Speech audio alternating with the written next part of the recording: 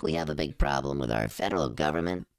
If you do, stay tuned because we at Convention of States have a solution as big as the problem. Our broadcast host is Dale Parrish. He's the Convention of States Indiana State Director. Take it away, Dale. Well, good evening, everyone. Thank you, Maringo Mike, for that introduction. I want to welcome you all to our broadcast this evening. As Maringo Mike stated, my name is Dale Parrish. I'm the State Director for Convention of States here in Indiana. And once again, we have a very special broadcast for you this evening. We've had to make a change in plans this evening, and I'll explain that as I get into going through the different segments that we're going to go through tonight. But the guests we had lined up for this evening, we ran into some difficulties, so we've had to make some changes. But we're going to get back on track starting next week on our broadcast. But as I said, I'll cover that here very, very shortly. So right now, let me go through the different segments that we're going to encounter here in our broadcast this evening. And the first segment is our topic of discussion. Now, we lead off with this segment every broadcast, and we try to do something different each week, obviously. It may be interviewing individuals, it may be discussing a particular topic. So we'll try to vary these. But this evening, we had planned to have another one of our Convention of States regional directors on this evening, but we weren't able to make that happen. Now, next week, we'll get back on track. We'll have another regional director next week and the following week. So that should close out the series that we've been doing on regional directors. Well, we have a treat for you this evening, quite honestly. We're going to introduce you to a Convention of States husband and wife team that are the team, I should say, is part of our leadership group here in Convention of States in Indiana. Rick and Sue Lyon are the two individuals involved. So we'll be bringing them on very soon here, and you get to hear what they do in Convention of States. And a little teaser that Rick has a big announcement to make tonight. So we'll get into that very, very shortly here, and that'll be in our first segment, topic of discussion. After the discussion topic, we'll get into some general information. I'll bring up a PowerPoint presentation, give you some general information about resources that we have here in Indiana, as well as some numbers. After that, we'll get into the Convention of States Basics, the three tenets that our program is based upon nationally as well as here in Indiana. Then we'll recognize our viewers this evening, those of you that have tuned in. And if you are a viewer, feel free to make a comment or ask a question in the chat section. Do our best to recognize those and address those tonight as we go along when we get to this segment. And then after that segment, we'll close out the broadcast, let you know a little more information about what we're going to be doing next Monday evening on our broadcast, and we'll say good night to everyone.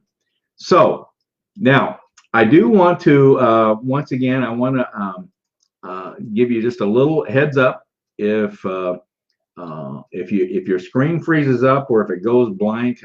We just understand we've encountered a technical difficulty. Don't hang around. It just takes too long to get everything back up again. Just mark on your calendar to join us again next Monday evening, and we'll give it another try then. So unfortunately, this happens from time to time. So I just like to kind of give everyone a heads up ahead of time so that they know that what's happening here. Well, without further ado, I'm going to bring up our husband and wife team, and there they are. And I'm going to give There they are. I'm going to give a little better hi, guys. Hello. Rick and Sue Lyon, living. I won't give out addresses or anything, but you live up in the South Bend area, right? Yep. Of our state. So glad to have you this evening. Thank you for coming on. You are. Did you know that you were the first husband and wife team? No, we didn't know that. Until yesterday. I don't know. We may have more than one husband and wife team. We just don't know it. But you two, you've come on and really impressed everyone. So I wanted to bring you two on this evening and introduce you to the state and to the followers of our broadcast, as we do with anyone that we interview on Indiana Live, be it state or national. We always ask you to tell us your convention of states story, not your life story, just what your convention of states story is. So let's start that off. And Susan, you wanna lead us off on that area? Sure, Dale. Thank you. Well, my COS story began back in December, I think because I was emailing the president and my representatives at the time. Something popped up online about Convention of States. I don't know how it happened, but when I saw it, it seemed interesting. And so I went to the website to check it out and decided I could get behind the cause and signed a petition. And it really was a perfect fit for me. Being an advocate for ethical government, social justice, personal religious freedom, I found that I was pretty fussy about wasteful spending, incompetence at the highest levels of government, and frankly, the circus surrounding the impeachment proceedings had me pretty upset. Yeah. I really dislike the whole partisan political climate and corruption in government. So, the Constitution and the government by and for the people really appeals to me, getting back to the basics with the Constitution. So Article 5 gives us, a way to achieve that and do it in a legal manner and a positive and constructive manner. So it really appealed to me as a way that we could fix things, fix the government, and not have, anarchy, basically, which is, scary for people like me. I don't like to see people having to be out in the streets protesting violently to make change. So Susan, these different areas that you were interested in, you've been interested in those for a long time, I assume, right? Yes. I mean, justice is important to me. I like to see everything's running smoothly, people being able to count on government to take, our best interests at heart and work for the people, really. So, yeah, I followed along with that quite a bit. Okay. So when I saw that they needed a social media warrior, that was the first thing that I signed up for. Okay. When Rick got involved, he saw that they needed prayer warriors. And so that's another thing I checked out. And then when we talked, then the experience with MailChimp seemed to be something that was needed for the state newsletter. So I got involved with that. Okay, hold on to that thought. We're coming to that. Okay. Rick, how about you? Well, of course, Susan got involved to start with, and she encouraged me to do so. But honestly, I don't have as much interest in politics as what she does. My interest in politics mostly was griping, and occasionally I'd write a letter to the senator or somebody, but that's about all I really did. Right. Okay. So, but she introduced me to the Convention of States website, and I quickly saw the value of what the Convention of States is doing and the purpose of it, and how that purpose fits with my own spiritual motivations. And I looked through the volunteer list, and I saw the opening for event coordinator, and that's something that I got experience with and something I enjoy doing. So I signed up. All right, good. They're very interesting if I understand you right, your first exposure to convention of states was through the website. Right. Yeah. Right. Mhm. Right. And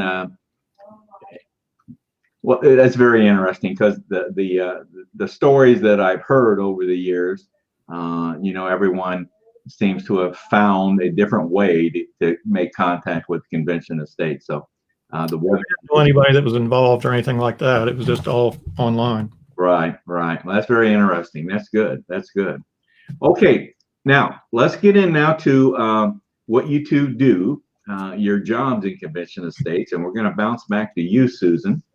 And Susan, you are you said you were a social media warrior, and I guess we ought to not completely skip over that, but you might want to say a word or two about that. But your main position that we want to focus on here is you're our state newsletter coordinator. So you want to talk about that a bit? That's something we're developing, actually. We're hoping to get a newsletter out this month for the first time, state newsletter. Right. So, yeah, I have done the social media warrior and prayer warriors for a few months now. Okay.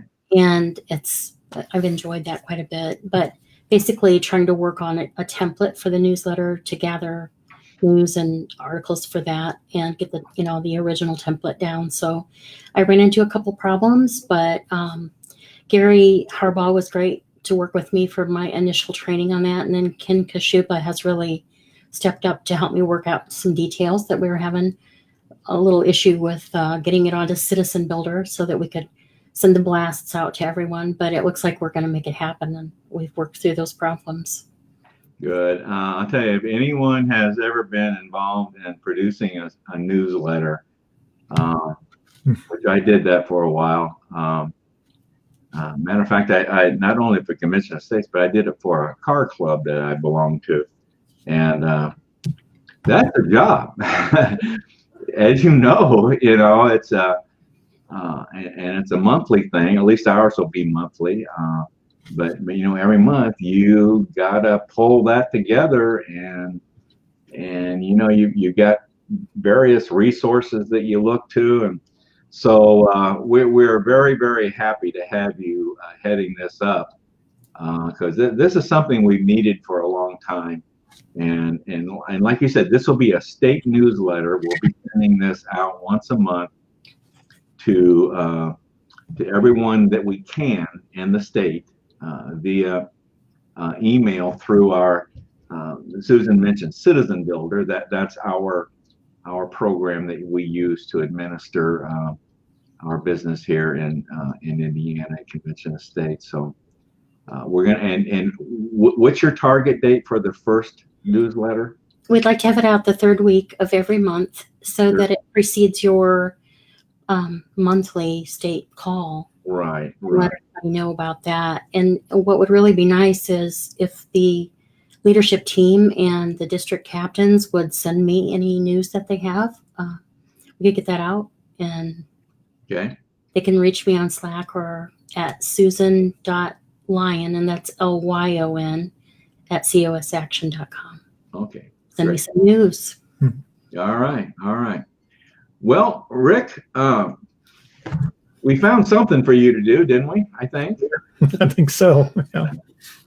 You are officially our state events coordinator.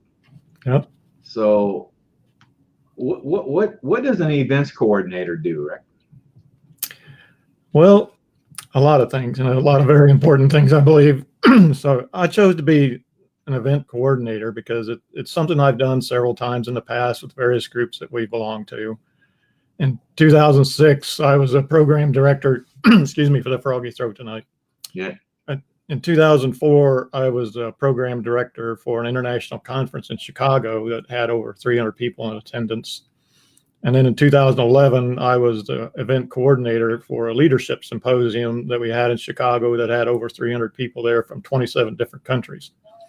And then over the past 16 years or so, I've played major roles in several smaller events. And so I know the work it takes to put on a successful conference. I know the reasons why people attend conferences and what they get out of it, or and what they hope to get out of it.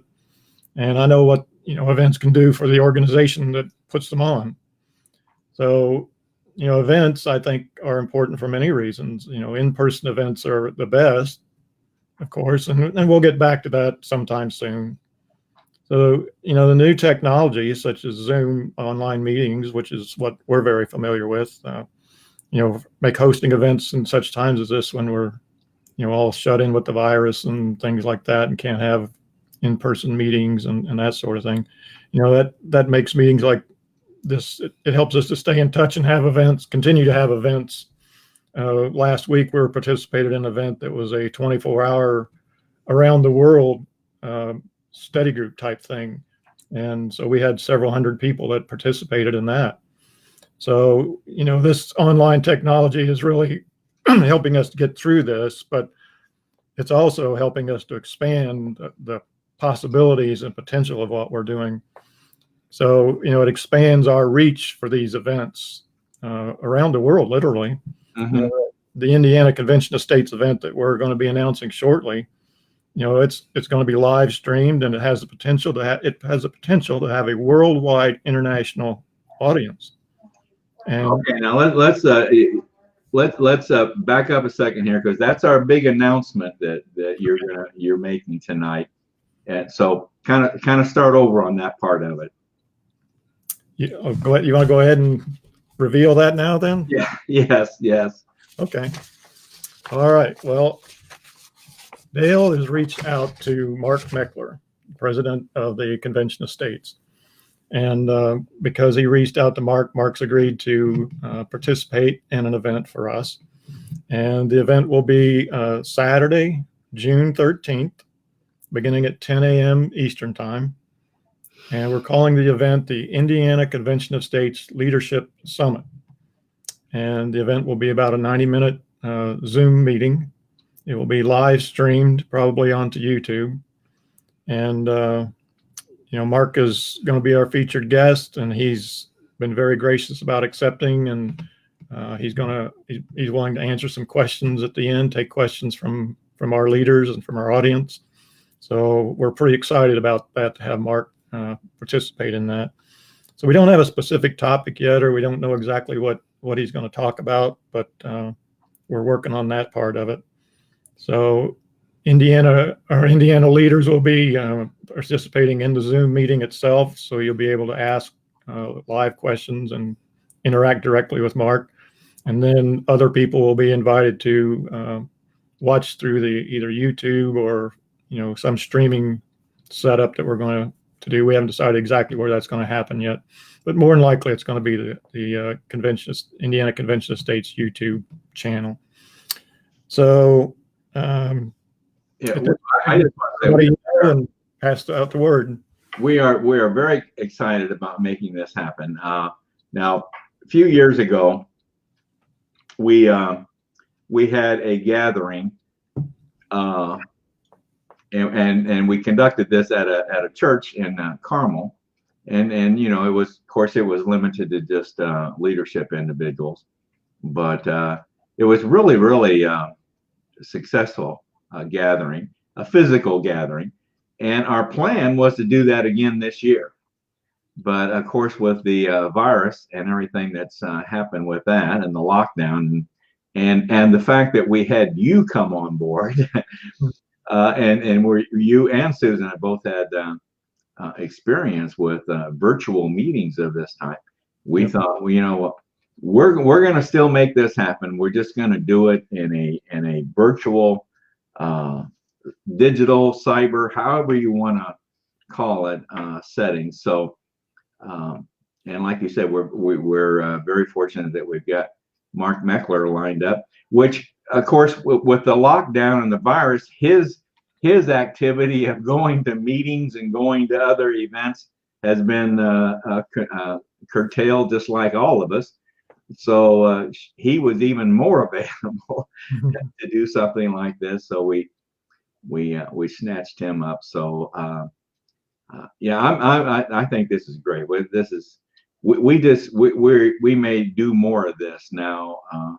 This may be something that'll become more and more a standard thing. And I think, Rick, I think you had made the suggestion maybe we do this on a quarterly basis, right? Well, I think we need to have a quarterly. I'm still new at this, so I don't know all the things that are going on yet. So forgive me if I'm not getting my facts straight. But I think we need to have like a quarterly, leadership meeting or something like that. I'm still not up to speed with what some of the meetings that are going on. But certainly, I think this leadership summit is something we should do annually. I think it's good for the organization, it's good for our leaders, and it's good for our membership and expanding the membership. Yeah. And we don't have to worry about where to hold it, and we don't have to worry about lunch, and we don't have to worry about transportation and facilities, and it just makes it, in a lot of respects, makes it a lot easier. Of course, we're good. And have Mark Meckler there. Yeah. Well, okay, guys. Well, we've gone longer than we had planned. All right. So, but that's fine. I think we've had a very, very good discussion here, and I want to thank you both for coming on this evening, and I want to very warmly welcome you to the Convention of States team here in Indiana. We've got a great team, and I think you're finding that out. We've got a great team, got some really great people involved, and hopefully things like this will make its way out to others in Indiana that are not involved in Convention of States, and they will, maybe you'll be the inspiration to someone out there, Susan and Rick, just like you were inspired to get involved in Convention of States, and maybe the two of you will be an inspiration to someone out there to get involved. I hope so. It's been fun. We appreciate the opportunity to serve and to be part of your broadcast tonight, Dale. Okay, you're welcome. Well, thank you very much. Thanks, Dale. Right, thank you. Send you away now. Bye-bye. Okay. Bye-bye. Great people there, Rick and Sue Lyon. We're so happy to have them on our team. Well, as I mentioned, we've gone longer than we had planned to with them. So we will. What I will do, I'm going to bring up my PowerPoint presentation, and we'll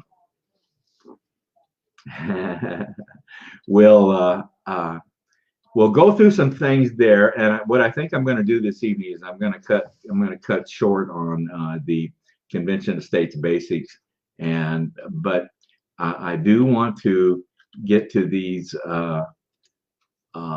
some of this information here. So I'm making the screen larger, and hopefully you can see it better here. I just want to touch on very quickly here some things that we have resources available to us here in Indiana. And Rick and Sue both mentioned the national website, conventionofstates.com. That is the first place you go to if you want to learn about Convention of States and if you want to get involved. Go to conventionofstates.com, open an account, and you'll become a supporter. So, and that's very important. That's a very important role in our group. So, look at our state website page. We're on social media, Facebook, YouTube channel, COS Indiana, very much an educational resource. Twitter, COS Indiana, Instagram. We're on a number of different social media platforms.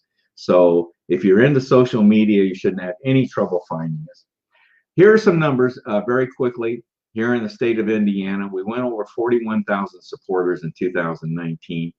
Been growing tremendously here over the years. And our goal for 2020 is to hit 52,000 supporters. We have about 2,900 volunteers, 40 individuals or so in leadership roles. Now, this is very important. If you want to get involved in Convention of States, like I said, go to the website, conventionofstates.com.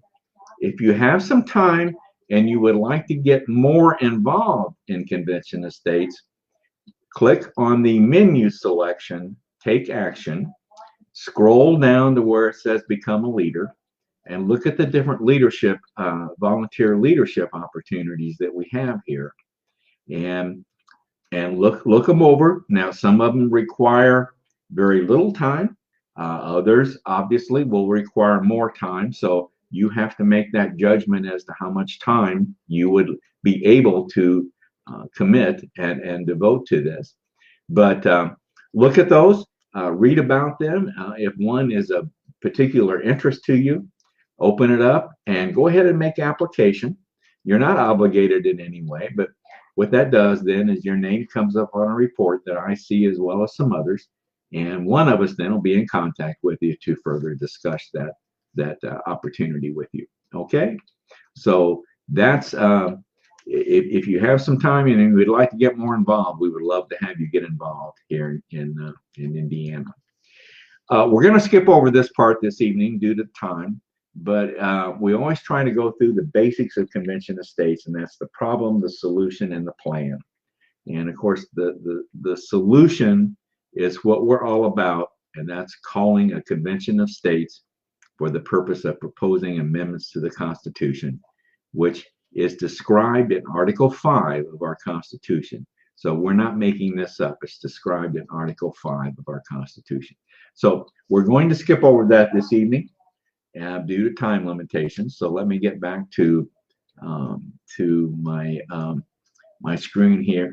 I want to this is I want to look at some comments that some of our viewers have made.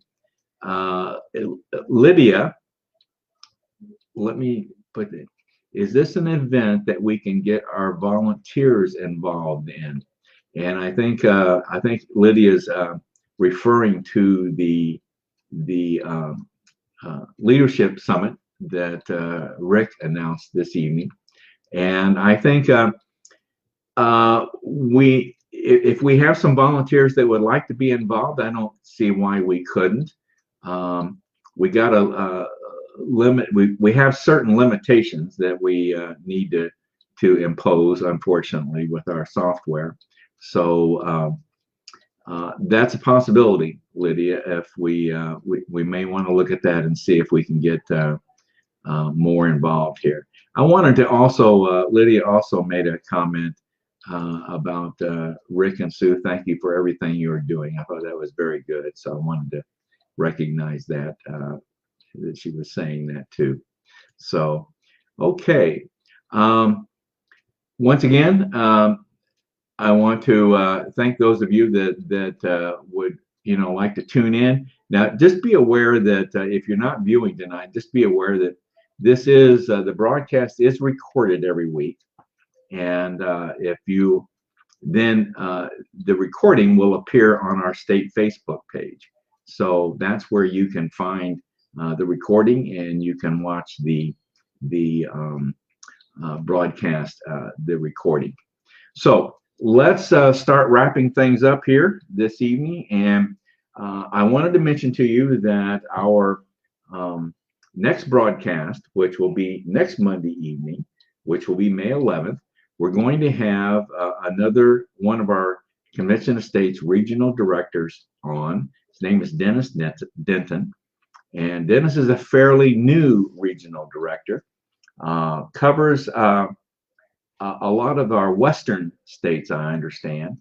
So so we'll hear his story, and we'll listen to some of the challenges that he faces with his states out west. I think Dennis resides in Virginia, I believe. I'm saying I think I'm correct in that. But very, very nice young man, and so we'll get to know him and meet him on our next broadcast. So I always like to close out our broadcast with a quote, and this is a quote that is made by Mark Meckler, who is one of our co-founders and currently president of Convention of States, and will be our featured speaker at the Indiana Convention of States Leadership Summit on June 13th. we're going to have Mark on to help us that evening, speak, answer some questions, and understand he's going to be handing out some awards to a few people here in our organization that evening. So it ought to be that morning, actually. So it ought to be a good time to spend some time with Mark.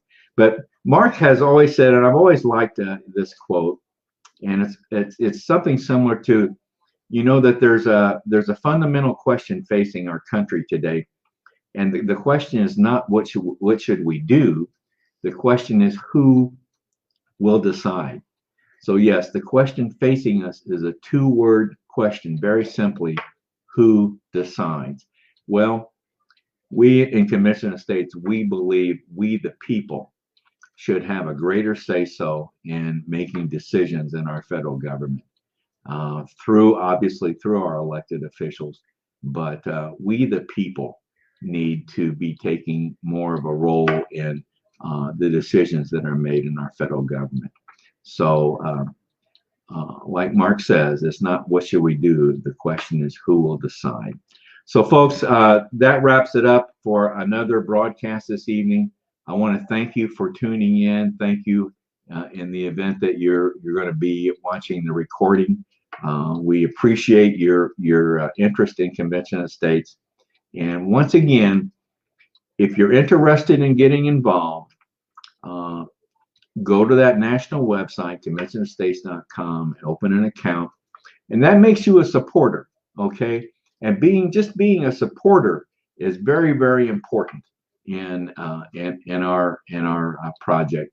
We have across this country, nationally, we have over 4 million supporters across our country. We're in every state, and so just being a supporter is a very, very important position and very, very important first step. If you've got some extra time, look at the volunteer positions that we have and see if would be one that you could devote some extra time to. We would love to have you involved. Well, folks, that's it for this evening. And once again, I want to thank you for tuning in, and thank you for watching us if you're watching a recording. So put us on your calendar for every Monday evening at 7 p.m. And we'll be back here next Monday evening with another broadcast. So with that, I want to say good night to everyone. Have a good evening. Good night.